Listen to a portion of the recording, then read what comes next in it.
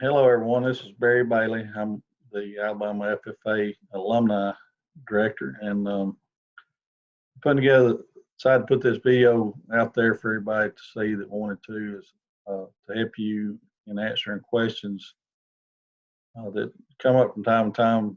If you are thinking about starting a alumni, or maybe you already have one and you have questions from time to time about what needs to be done in your local chapters. And a lot of the questions I have are about membership and those kind of things. So we're going to go through this. We put together a manual, and if you want to look at that manual, and I hope that all of you do, you go to the Alabama FFA page and go to resources, and then scroll down. It go all the way to the bottom. The very last thing that says alumni at the very bottom. Click on it and then go to the last thing on there, and you can find this manual that I'm going to share with you right now on the screen.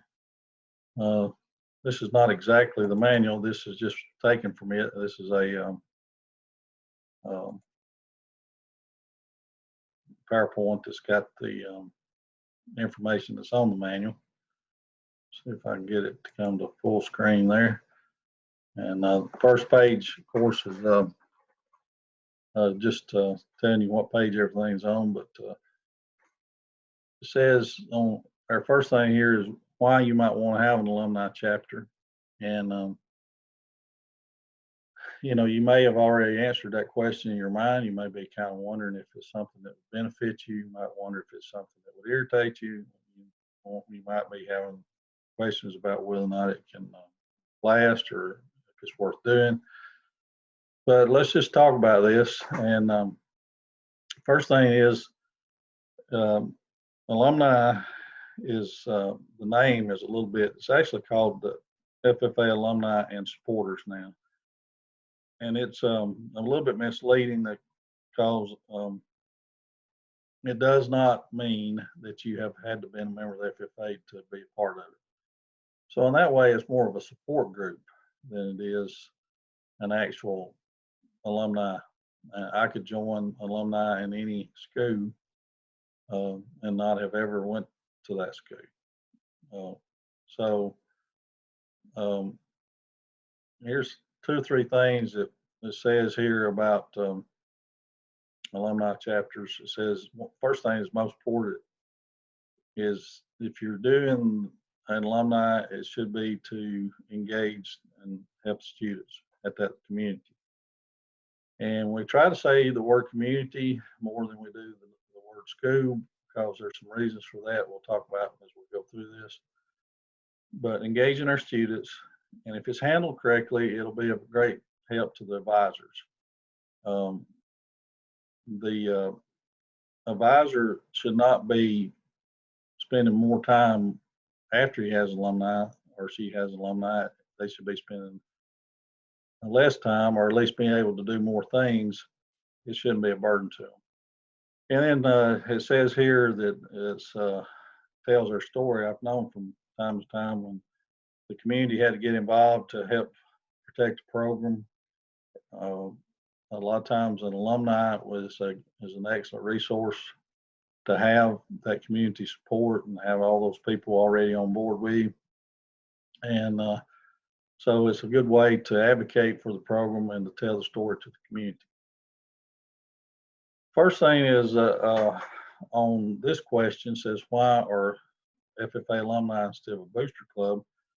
And we do have some communities in the state that have a group of adult supporters that they do not call it the FFA Alumni and Supporters Chapter. But we try to stay away from the word boosters because it is an independent entity from school. You do not have to run your money through the school. Now, if you hadn't got tenure, if you're an advisor watching this and you are afraid that they're going to fire you if you start an alumni and have your own, they have their own money in a bank, then you have to do whatever you have to do. But they really legally can't force the alumni to run their money through the account because number 2 here says alumni chapters are like booster clubs, but with structure. So you're a part of the National FFA, and that allows you to be a part of their 501c3, which makes your chapter a nonprofit. Nonprofit means that people can donate to your alumni and take it off their income taxes. It does not necessarily mean that you can keep from paying sales tax. And I spent some time talking to a lot of people to try to find out if we could become tax exempt. And this is what somebody told me with the state of Alabama, and I don't think it was off the record, but anyway, they said that the best thing you could do is your school account. You could buy items for the students. They are tax exempt, of course. And then the alumni could turn around and make a donation to that school account and put that money back in there, and that way you don't have to pay the sales tax. So that's perfectly legal to do. It also says here licenses, and you have, as a member of the National FFA organization, you can have you can use their emblem or their paraphernalia or their name. All those things makes you a part of them. So you have hopefully some good backing from the state, that's us, and you also have backing from the nationals. Nationals gives out some good awards. We have awards on state level, but there's also awards on national level. And there are, we do a scholarship with our Alabama FFA alumni, and there's scholarships available through nationals and grants. And grants are easier to get than you might think. They give them out, I believe it's 3 times a year, and that might be on this PowerPoint later, but there's 3 times a year, I think, that you can apply for them. And so far, every time I've helped apply for a grant, we were able to get it. So they have a lot of money, and they, especially during, while I'm recording this, we're going through the pandemic. They were actually asking people to apply because, well, they always ask people to apply, but they were especially wanting people to apply because they had money to give away. And a lot of people were stuck at home and not thinking in those terms. But the Nationals also do some regional development conferences. They were, of course, online this year, but normally they are in a local community that 2 or 3 states go together and have a RDC, they call them. And so you think about some of those advantages you get from that. Now, this next slide is kind of lengthy, and I'll try not to read all of it, but it does talk about some of the questions that are most asked about alumni, and that is how to get a charter and how to maintain the charter, how to do membership, and those kind of things. You have to have at least 10 members, and it says who will pay the national FFA dues and state FFA alumni dues if applicable. But in our state, we are an affiliated state, which means that our cost is $200. So back when we were not an affiliated state, you had to have at least 10 members. You charged them $20 a piece to be members, and you can do the math there. That was $200. So now you can have, with affiliation, you could have 50 members or 100 members, and same price, $200. You have to do a bylaws, which we have a template that you can use to do that, and just kind of make it your own. You'll need a set of officers. You'll have to fill out a little application for charting, and on the manual you click on there and it'll pull one up for you, and then you submit that to me, and then I'll create you a new chapter online. Then you have to get a roster. Roster is pretty is very important because it can stall everything. Um, so the roster has got to have at least 10 members, and it's got to have. There's a lot of things on the roster, and we'll talk. Let's see if that's not next year.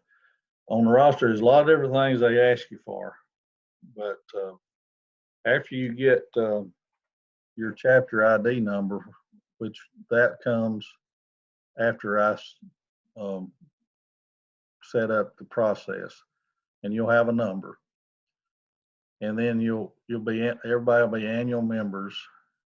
You got to do the first and last name.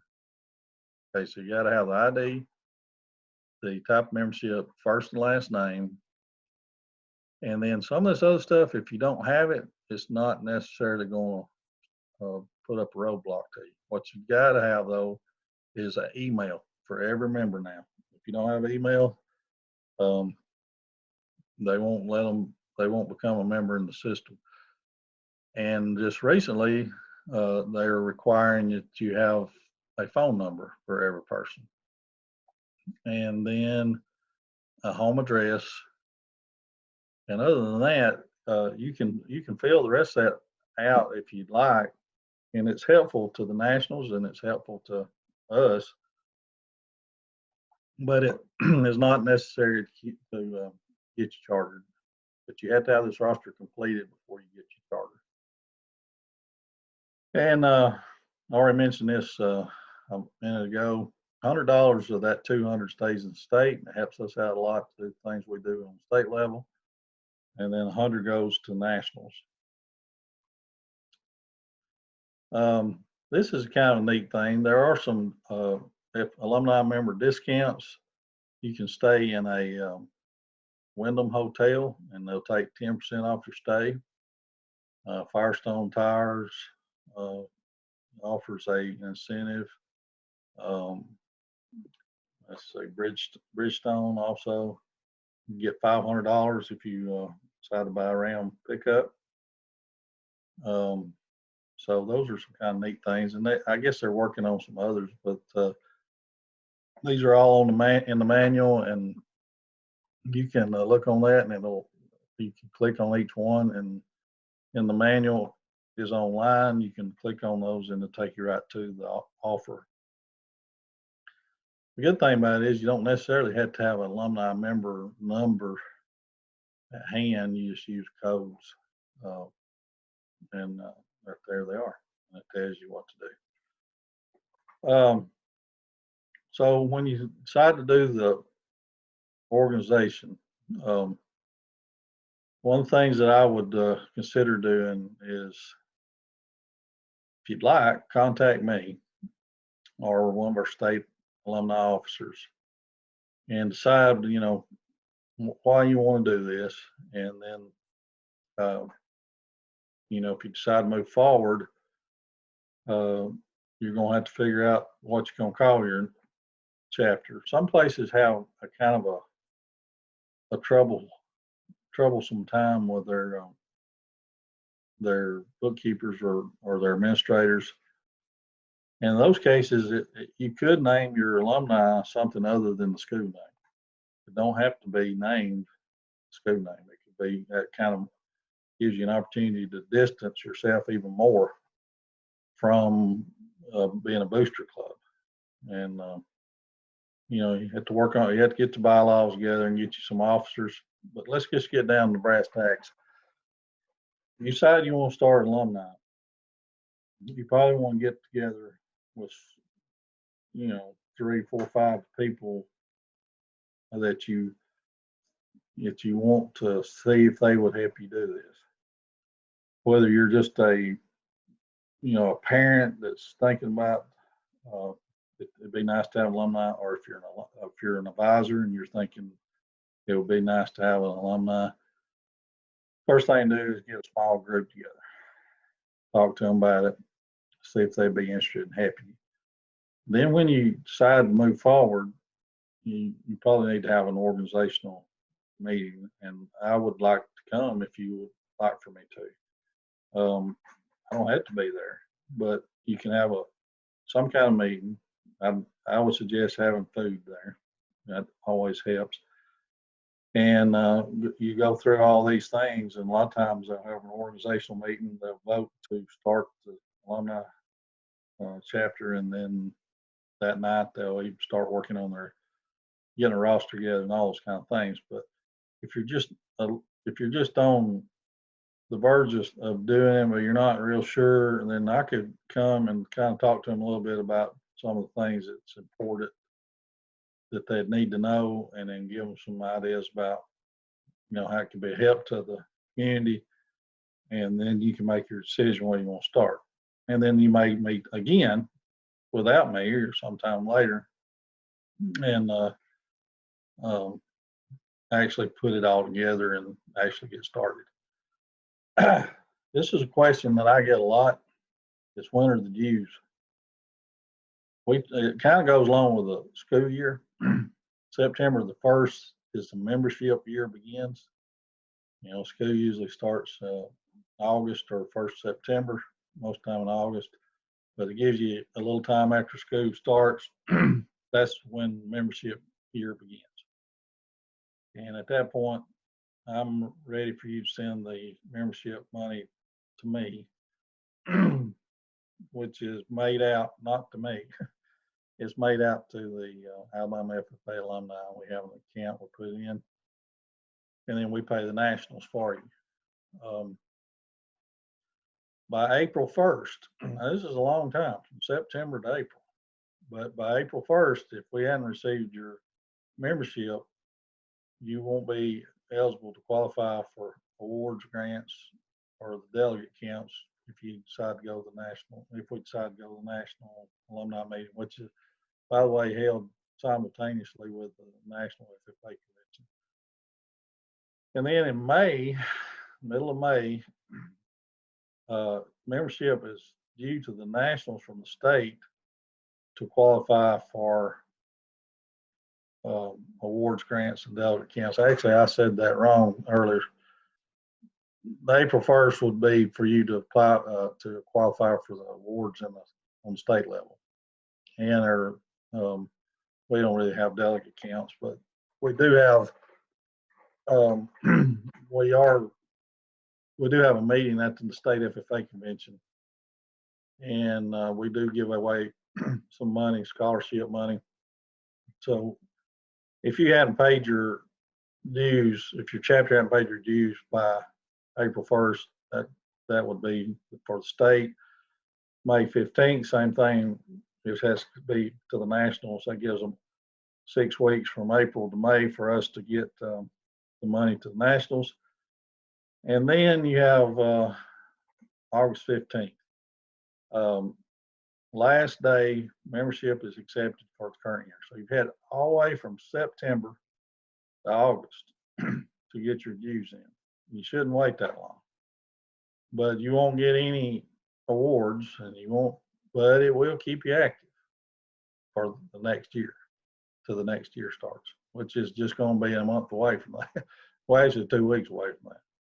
So try your best to get your membership in the fall, September, October, somewhere along in there. It really just shoot for September would be great for me. Then in August 31st, the membership year cycle ends, and Troy Newton, that used to be the Alabama FFA advisor, he told me one time, I was asking him when I was a teacher about when something was due, and he said, "Now Barry," said, there's a due date, and then there's a due date. And so if you don't have your membership in by August 31st, you've already missed it.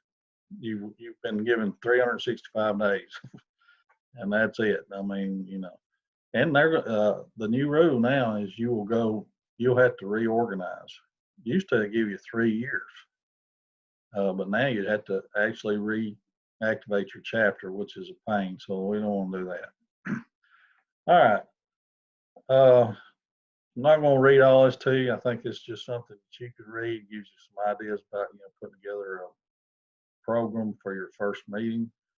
By the way, some of these pictures that you see on here are from area meetings that we had. with groups of people from different alumni chapters. But you put together a meal would be great, or at least refreshments, and then have some time fellowship, kind of make everybody kind of buy into the idea this is going to be an interesting, fun thing to do. And then finally, I'm just going to tell you a little bit about the program at Nationals is started. It's basically, I mean, it's not really difficult thing. It's just kind of common sense program. It's called Give Me 10. And what this does, and you can read this yourself, but what it does is you get a committee together more or less, whether you're starting or you're already involved with an alumni, and you get a committee together and they talk about the future, and then they start set a date to get more people involved, and they make a list of 10 things that the alumni would be willing to do. Now, if the alumni is willing to train a land judging team, or if the alumni is willing to pay for 2 kids to go to the national convention, or whatever it is, but you come up with 10 things that they could do that would take some stress off the teacher, and in turn help the students. And then on the flip side of that, the ag teacher comes up with 10 things that they really need to happen, or they really would like to happen. Things that make their job easier. And then the advisor gets together with the alumni, and you talk about the 10 things. He or she talks about the 10 things, and then you discard some of the things, because you don't want so many things that you can't really accomplish them. But after the teacher sees what you are willing to do, and you see what they really need, you can come to some compromises and come up with a plan that will be workable for the year, or to get started, or to continue, or to revive a chapter that's kind of sort of fizzled out, or whatever. It's not a very it's not rocket science or anything. It's just kind of a interesting way of putting people together and laying it down on the line. This is some things that we would do. We'd be willing to raise money and have some fundraisers, and we'd be willing to help you with some of your teams. We'd be able to do some transportation for you. We'd be able to set up some livestock judging event practices, whatever it is. And then you look at the thing that the ag teacher wants, and then you come to some common goals that everybody's feels good about, and then you can come up with a real good program of activities for the year. And I'll just be honest with you, a lot of times alumni they don't have too much trouble getting their charter. They don't have much trouble getting a bunch of people on the roster. What they have trouble with is doing things on a regular basis and having goals and working towards those goals. So when you get alumni, this is something I think you should do every year, and get putting the ideas between the two groups together. Ag teacher might not be a group, but it goes in a lot more detail than this, and has a lot of suggestions. And one of the things it suggests in there is to get administrators together on the side with the advisor, and then think about things that are realistic that can be done. And so I think that's it on the PowerPoint. If any of you have any questions for me, of course, it's all on the website, but my email address is bbailey@alabamaffa.org, or you can call me at 256-523-1468. And I'd love to talk to you, love to help you get started, and love to help you continue. So that's the video for today. Thanks for everybody that watched.